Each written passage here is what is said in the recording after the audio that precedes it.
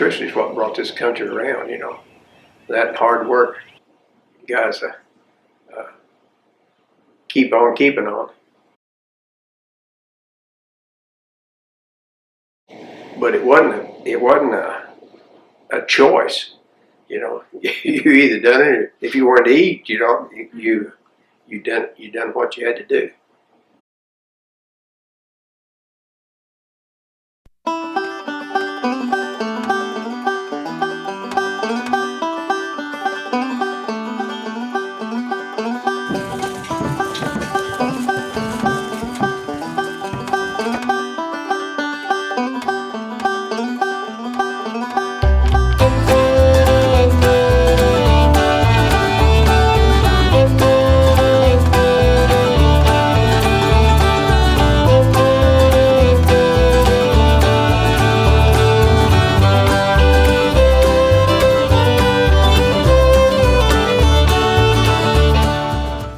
The 40s, before the war was over, or about the time the war was over, was really a bad time in Southwest Missouri.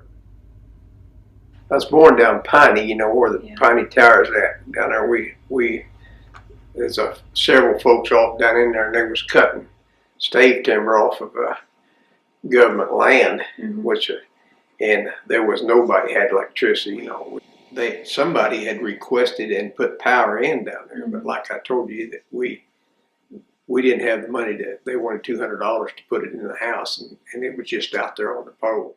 It wasn't just us. We were probably the poorest of the poor, but everybody was kind of in the same boat, we possum hunted, coon hunted, whatever. The young people did, that had the energy, and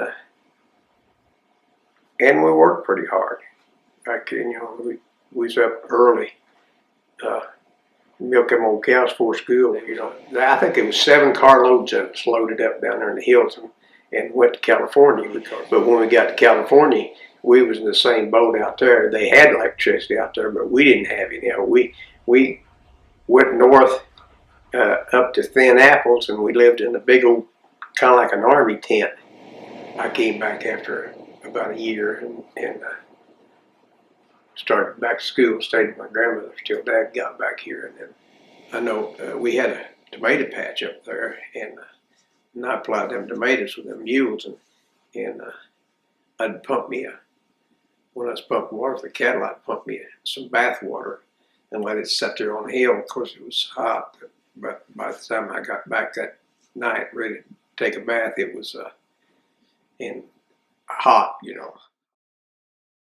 We put out them tomatoes, and I don't know, I think we had 7 acres of tomatoes in old grubby ground. Picked them, loaded them on a truck, and took them to Reed Springs or wherever you took them to the canning plants.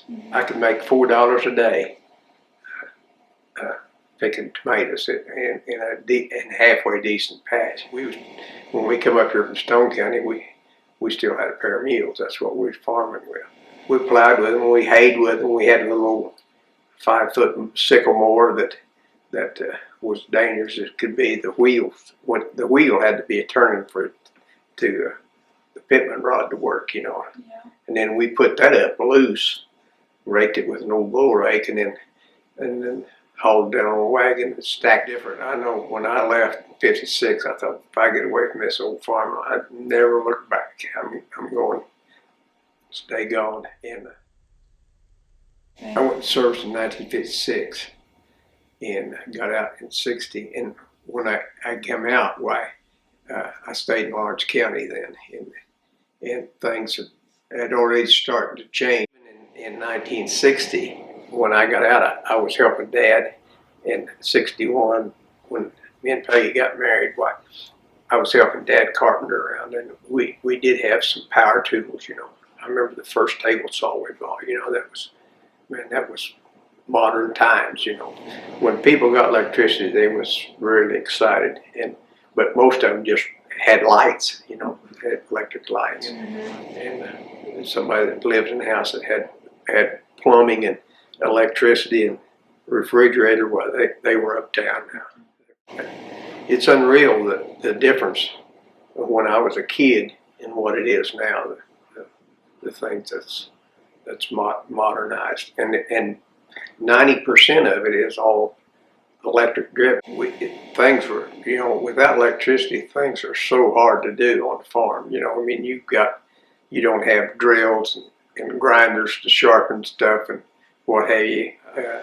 Electricity has brought farming around to a very sophisticated type thing nowadays. Everything's flip a switch, and life's a lot easier.